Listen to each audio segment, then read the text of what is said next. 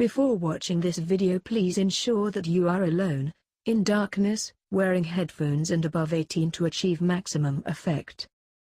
If by any chance you get easily scared to death, and/or have heart problems, then it's best advised that you don't watch this video.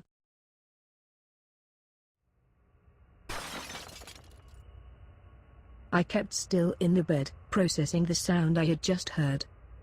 Did one of the windows just break? I thought to myself, half awake. When the familiar scream of a young girl ripped through the silence, I knew I wasn't hearing things. I threw the covers from my bed and vaulted onto the wooden floor. I ran the short distance to Natalie's room. Father was already there, holding an oil lamp to illuminate the darkness. The window was completely shattered and broken glass littered the floor. Natalie's bed was empty. My sister was gone. Then I bolted back down the hall into my room, where I slipped on a pair of leather boots, and pulled a fur coat over my nightshirt. Father moved past me down the hall, wearing his own coat and carrying the lamp. I followed him through the back door, and into the pitch-black darkness beyond. The night was moonless, and completely dark. The abductions were becoming increasingly common over the past few days, but I had dared to hope that no one from our family would be the next victim. I picked up the maul that I used for chopping wood, but hoped I wouldn't need it. I sprinted after the bobbing yellow light as it grew smaller and smaller in the inky blackness of the night. The pine trees towered in front of me, like sentinels, warning me of the danger that lay ahead. I took a deep breath, looked back at our tiny log cabin, and trudged into the forest. My sister screamed in the distance, renewing my sense of urgency. This couldn't be happening, this shouldn't be happening. We had moved here to start a new peaceful life. Mother had died not even a year ago, from disease. The sight of her grayish-blue skin and drawn face was still vivid in my imagination. She was so weak that she couldn't even open her mouth to say goodbye. Not long after the funeral, Father lost his job, and we were forced to move out here, to this remote village, at the foot of a tiny mountain, so that he could work as a lumberjack. Natalie and I didn't want to leave at first, but we realized that only pain and sadness could be gained from staying behind. We decided that this tiny village would be the foundation for our new life together. And now, after our family had barely survived being pushed to its limit, this happens. Another shrill screech echoed through the woods, but it was abruptly silenced. The screams were becoming less frequent, and no matter how fast I moved, I knew that it would be too late. Her final scream ruptured the night air, choked with tears and pain. Father and I entered a small clearing, gasping for air after our sprint. We located Natalie lying face up in the center of the clearing.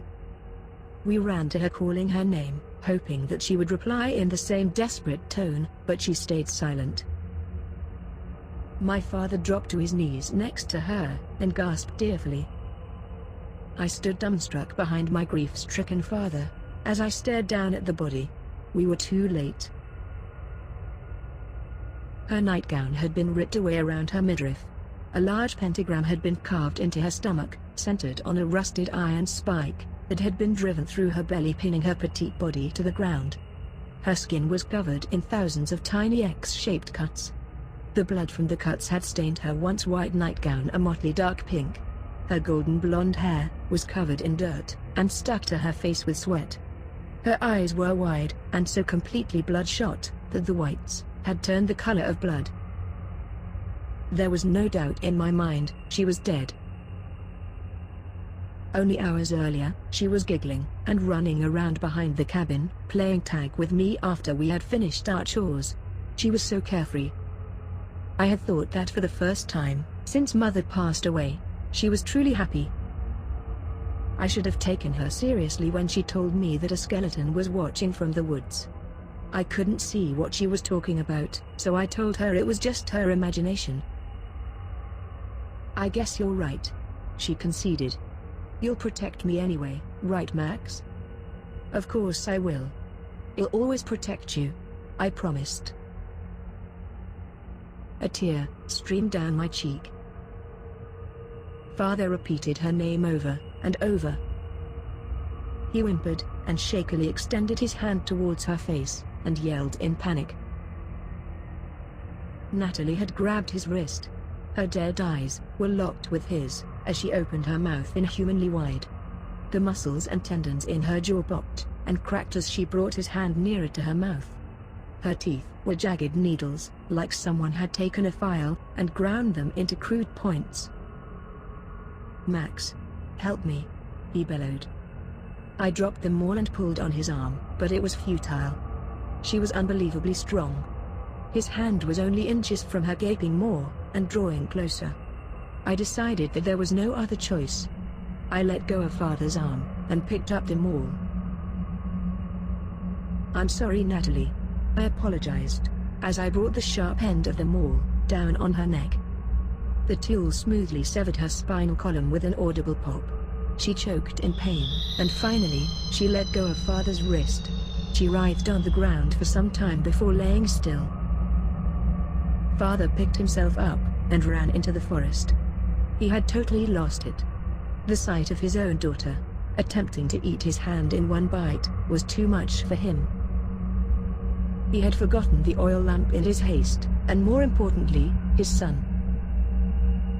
I cried for him to come back, but I was deaf with fear. I ripped the maul from Natalie's throat, in a shower of gore, and dropped it by my feet. With tears streaming down my face, I picked up the oil lamp, and started to make my way towards the edge of the forest. Who the hell did this? I choked. Just as I was preparing to leave the clearing, I heard a sound that froze the blood in my veins. A high-pitched groan followed by the schluck of a spike being pulled from a body. It was followed by the clatter of that same spike being tossed in the dirt. I spun around to find that Natalie had gotten uneasily to her feet. Her head bobbed forward, held only by strips of her neck. She stumbled over to the maul, and picked it up, one-handed, whilst her head flopped uncontrollably to the side, and rested on her shoulder. We stared at each other, for what seemed like an eternity, her undead, red eyes, versus my puffy blue ones. I lost the will to fight, and turned to run into the woods, when Father lumbered towards me from the darkness. "Father, run. She isn't dead, she." He tripped into the light cast by the oil lamp.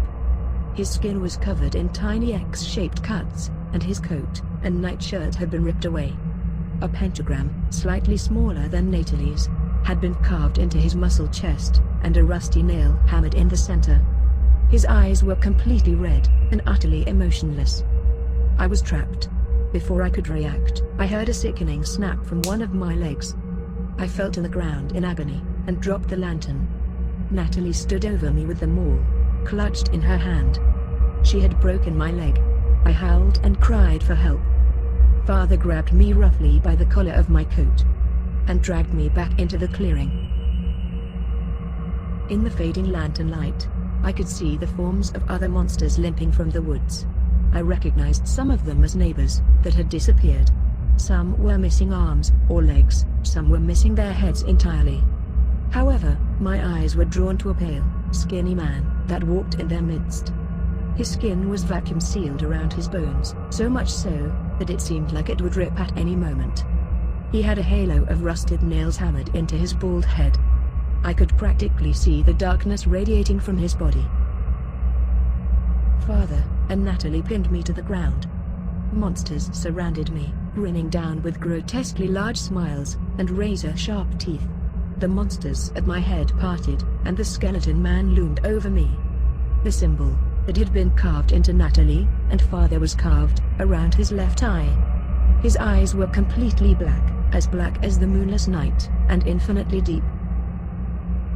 He took a knife that one of the monsters offered him, and began carving the same demonic symbol into my forehead. I wriggled in pain, and pleaded for them to let me go, but that only seemed to make them smile even more.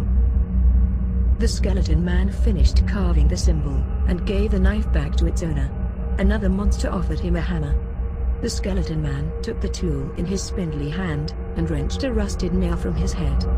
He placed the tip of the bloodied nail in the center of the pentagram on my forehead, and raised the hammer to strike it. "Who are you?" I gasped, tears streaming down my face. "We are the Scratches," he replied in a raspy whisper, and brought the hammer down.